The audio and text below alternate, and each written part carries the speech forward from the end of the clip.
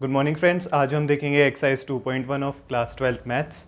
इससे पहले जो बेसिक इंट्रोडक्शन था वो हम कर चुके हैं अपनी पहली वाली क्लास में। अब हम एक्सरसाइज स्टार्ट करेंगे।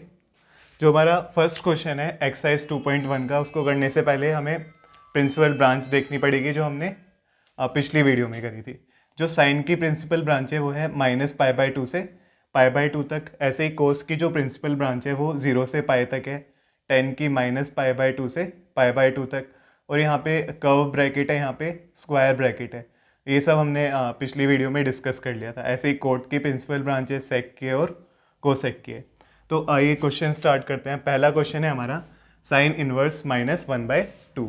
तो इसको कैसे सोल्व करेंगे? अब हमें पता है कि साइन की वैल्यू 1/2 कब होती है। साइन π/6 कितना आता है? 1/2 आता है। तो यहाँ पे 1/2 की जगह हम लिख सकते हैं साइन π/6, साइन इनवर्स साइन π/6। इधर ये माइनस का साइन है तो यहाँ पर भी माइनस आ जाएगा। अब क्या करना है, नेक्स्ट चीज़ जो हमने पढ़ी है कि जो माइनस साइन थीटा होता है उसे हम ये भी लिख सकते हैं कि साइन ब्रैकेट -θ। ये जो माइनस है साइन के केस में ये अंदर चले जाता है। तो यहाँ पे भी हम वही काम करेंगे, साइन इनवर्स साइन -π/6। अब हमें ये देखना है, इसे हम साइन इनवर्स को साइन से काट सकते हैं, पर हम ये देखेंगे जो हमारी -π/6 है ये साइन की प्रिंसिपल ब्रांच में आता है या नहीं। अब हम देखते हैं यहाँ पे कितना है, -π/2 है और π/2 तक है। तो ये -π/6 जो है इनके एग्जैक्टली बीच में आ जाएगा। तो हमारी प्रिंसिपल ब्रांच के अंडर ही आता है, इसलिए हम साइन इनवर्स को और साइन को काट सकते हैं और हमारा आंसर आ जाएगा -π/6। और जो अब हमारा नेक्स्ट क्वेश्चन है कोस इनवर्स √3/2। तो इसको कैसे करते हैं? अब यहाँ पे हमें कोस का याद होना चाहिए। कोस π/6 की वैल्यु कितनी होती है? √3/2। तो यही चीज़ हम यहाँ पे भी लिख सकते हैं, कोस इनवर्स कोस π/6। अब क्या करना है, फिर से चेक करेंगे हम।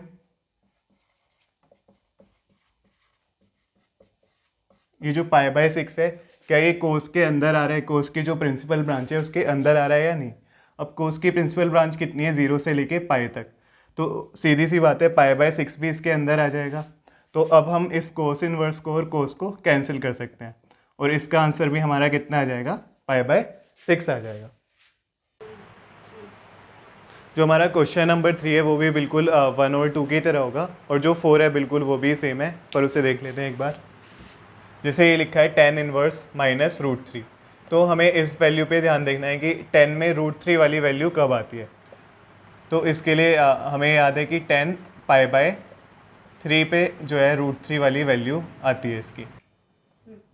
तो 10 π/3 पे जो है हमारी वैल्यू √3 आ जाती है। तो इस √3 की जगह हम यही वैल्यू रखेंगे 10 π/3।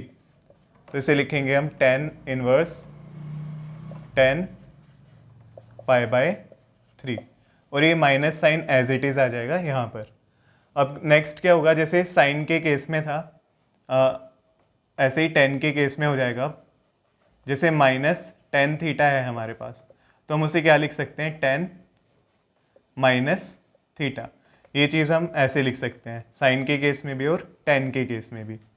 तो अब क्या होगा यहाँ पे, tan इनवर्स 10, यहाँ पे हो जाएगा ये -π/3। तो अब हमें क्या चेक करना है, ये जो -π/3 है क्या ये 10 की प्रिंसिपल ब्रांच के अंदर आ रहा है या नहीं आ रहा है। तो 10 की जो प्रिंसिपल ब्रांच होती है वो है -π/2 से π/2 तक, यानी कि -90 से 90 तक। तो और ये वाली वैल्यू कितनी हो गई? -60 हो चुकी है हमारी। तो सीधी सी बात है ये किसके अंडर आ जाएगा? 10 की प्रिंसिपल ब्रांच के अंदर आ जाएगा। तो अब हम क्या कर सकते हैं, इस tan इनवर्स से इस 10 को कैंसिल कर सकते हैं और जो हमारा फाइनल आंसर आएगा वो आएगा -π/3। ऐसे ही हमारा जो नेक्स्ट क्वेश्चन है कोस इनवर्स -1/2। ये इनसे स्लाइटली डिफरेंट है थोड़ा, तो इसे ध्यान से देखेंगे हम। अब पहले वही चीज़ चेक करनी है हमें कि कोस में 1/2 कब आता है। तो कोस π/3 की वैल्यू कितनी होती है? 1/2 होती है।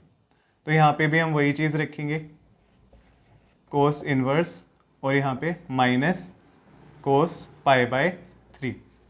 अब हमें एक चीज़ ध्यान देनी है कि अगर कोस के केस में पहले माइनस आगे आ रहा है तो टेन और साइन के केस में तो माइनस अंदर चले जाता है एंगल के साथ, लेकिन कोस के केस में ऐसे ये माइनस अंदर नहीं जाएगा। तो अब हम क्या करेंगे, ये वाली वैल्यू चेक करेंगे अपनी, ये जो π/3 है माइनस π/3 है, क्या ये इसकी प्रिंसिपल ब्रांच के अंदर आ रहा है या नहीं। ऐसे देखें तो ये माइनस π/3 होगा, और जो कोस की प्रिंसिपल ब्रांच है वो 0 से π तक है। तो अभी हम इसे डायरेक्ट आंसर अपना नहीं मान सकते, तो हम क्या करेंगे, अब इसे पाई से माइनस करेंगे।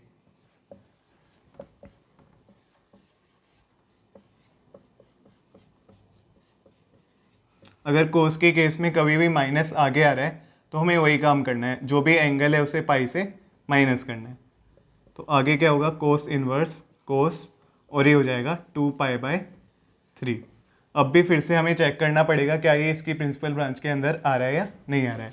तो प्रिंसिपल ब्रांच कितनी है, 0 से π, यानी कि 0 से 180 डिग्री। और अगर हम इसकी वैल्यू निकाल के देखें तो इसकी वैल्यू कितनी आएगी, 120 डिग्री आ जाएगी, मतलब कि ये इसकी प्रिंसिपल ब्रांच के अंडर आता है। तो अब हम कोस इनवर्स और कोस को कैंसिल कर सकते हैं और हमारा आंसर आ जाएगा 2π/3। जो हमारे बाकी के क्वेश्चन है वो भी कुछ इसी वे में हो जाएंगे। अब हम लास्ट में देखते हैं कुछ लास्ट क्वेश्चन जो है 9 और क्वेश्चन नंबर 10। जो हमारा क्वेश्चन नंबर 9 है वो है कोस इनवर्स -1/√2। तो अगेन हमें वही देखना है, कोस में सबसे पहले 1/√2 कब आता है। तो कोस में 1/√2 कब आता है, कोस π/4 पे क्या आती है वैल्यू, 1/√2। तो यहाँ पे हम अगेन डायरेक्ट वही वैल्यू लिख देंगे, कोस इनवर्स माइनस कोस π/4। तो अगेन हमने देखा था कि अगर कोस के आगे माइनस आ रहा है तो हमें क्या करना है, जो डायरेक्ट एंगल दिया है उसे हम पाई के साथ माइनस कर लेंगे। तो हम इसे लिख सकते हैं कोस इनवर्स, यहाँ पे कोस और ये पाई माइनस π/4। अब क्या होगा, कोस इनवर्स कोस, और इसको सोल्व करके हमारे पास कितना आएगा, 3π/4 आ जाएगा। तो हम क्या कर सकते हैं, वैल्यू चेक करेंगे क्या ये 3π/4 जो है इस वाली प्रिंसिपल ब्रांच के अंडर आ रहा है या नहीं। तो 3π/4 की वैल्यू कितनी होगी, ये कितना हो जाएगा,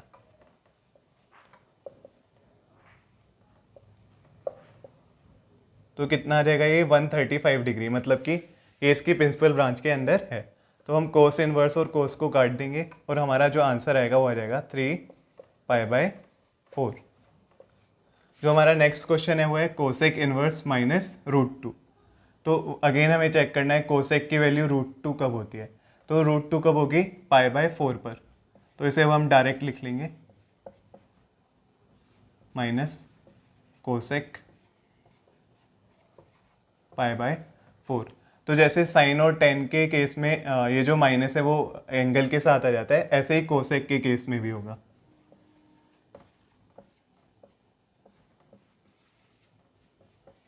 और यहाँ पे आ जाएगा -π/4। तो अब क्या होगा, ये कोसेक इनवर्स और ये कोसेक आपस में कैंसिल आउट हो जाएंगे और हमारे पास जो आंसर निकल के आएगा वो आ जाएगा -π/4, जो कि किसके अंडर होगा, इसकी प्रिंसिपल ब्रांच के अंडर होगा। जो हमारा क्वेश्चन नंबर 11 है वो भी बिल्कुल सिमिलर वे में होगा, बस इसमें क्या होगा, इस बार हमें इनका एडिशन भी करना होगा साथ में। देखते हैं कैसे। सबसे पहले tan इनवर्स 1, तो इसकी वैल्यू क्या आ जाएगी, 1 कब आती है, जब 10 की वैल्यू कितनी होती है, 1045, यानी कि 10π/4। तो यहाँ पे हम लिख लेंगे 10π/4। फिर अगेन प्लस, अब हमारे पास क्या है, कोस इनवर्स -1/2। तो ये 1/2 वाली वैल्यू कब आती है, जब कोस की वैल्यू कितनी होती है, π/4 होती है, सॉरी π/3 होती है।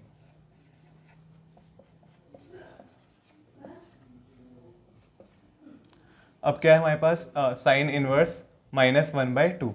तो इसे हम क्या लिखेंगे, साइन इनवर्स, साइन यहाँ पे माइनस आ जाएगा और ये हो जाएगा साइन π/6। अब जैसे कि ये π/4 है, तो ये π/4 क्या है, अपनी प्रिंसिपल ब्रांच के अंदर आ रहा है, इसलिए हमारा ये 10 बाहर चले जाएगा और इसके साथ कितना बचेगा, π/4 बच जाएगा। अब यहाँ पे है कोस इनवर्स। हमने पढ़ा था अभी कि अगर कोस के साथ माइनस का साइन आ रहा है तो जो अंदर वाला एंगल है उसे हम पाई से माइनस कर देंगे। तो ये क्या हो जाएगा, cos pi minus pi by 3 plus, अब ये क्या हो गया यहाँ पे साइन इनवर्स साइन, और ये pi by 6 minus pi bye 6 angle के साथ चले जाएगा। अब हमें क्या करना है, ये टेन इनवर्स और ये टेन कट जाएगा और ये कितना बच जाएगा, इधर पाई बाय 4 बच जाएगा। यहाँ पे क्या है, पाई माइनस पाई बाय 3 करेंगे तो हमारे पास कितना आ जाएगा, ये कोस इनवर्स कोस, ये हो जाएगा 2 पाई बाय 3। इसके बाद ये साइन इनवर्स और ये साइन कैंसिल हो जाएंगे क्योंकि ये माइनस पाई बाय 6 जो है अपनी प्रिंसिपल ब्रांच के अंदर है। तो यहाँ पे क्या बचेगा, minus pi bye 6। Again 2 pi by 3 भी जो है वो कोस की प्रिंसिपल ब्रांच के अंदर आ जाएगा। तो हमारे पास फाइनली बचेगा pi by 4 plus 2 pi by 3 and यहाँ पे माइनस पाई बाय 6। तो हम इसे एलसीएम लेके सोल्व कर देंगे अब। तो 4, 3 और 6 का एलसीएम आ जाएगा हमारे पास 12।